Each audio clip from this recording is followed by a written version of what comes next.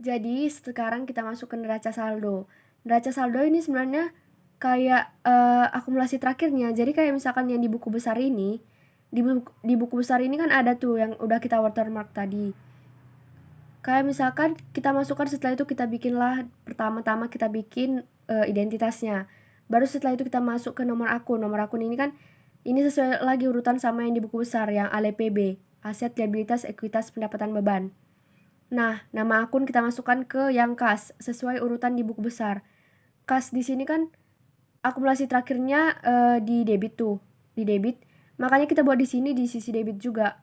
Secara mudahnya nanti bikin aja supaya nggak salah sama dengan, baru masuk ke bagian buku besar, baru yang masukkan ke yang di watermark tadi, baru enter. Nah, nanti di sisi debit kan, karena kita ini harus sesuaikan juga.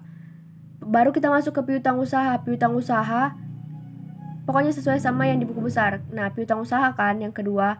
Kita masukkan ke piutang usaha, baru kita bikin nomor akunnya. Baru kita lihat di buku besar dia itu di sisi mana terakhirnya? Di sisi debit. Nah, di sisi debit terakhirnya berarti di neraca saldo kita masukkan dia itu di bagian debit juga. Nah, itulah pokoknya yang bagian sisi debit. Nah, ALPB kan ada yang berbeda sisi kan.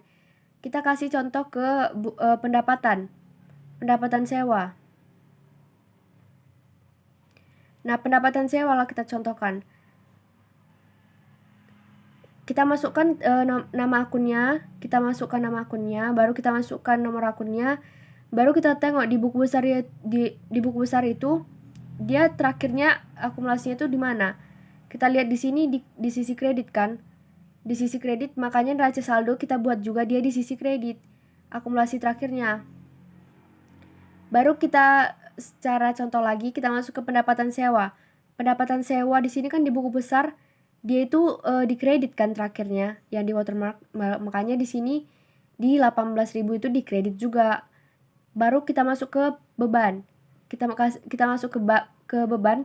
Kita tengok di sini akumulasi terakhirnya itu dia di sisi mana? Di debit. Nah, berarti dia di debit juga di neraca saldo.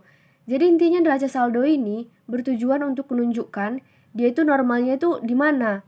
Tapi kita cari dia normalnya di mana tergantung sama buku besarnya juga. Makanya kita bikin neraca saldo ini sesuai sama buku besar, sesuai sama apa yang tercatat di buku besar, urutannya juga kas, piutang usaha, perlengkapan, apa yang ada di buku besar, itu urutannya yang ada di neraca saldo.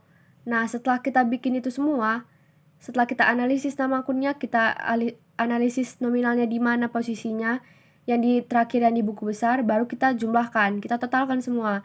Kita lihat lagi balance atau enggak. Kalau enggak balance, tengok buku besarmu yang salah di mana, atau kalau yang salah pindahkan angkanya gitu.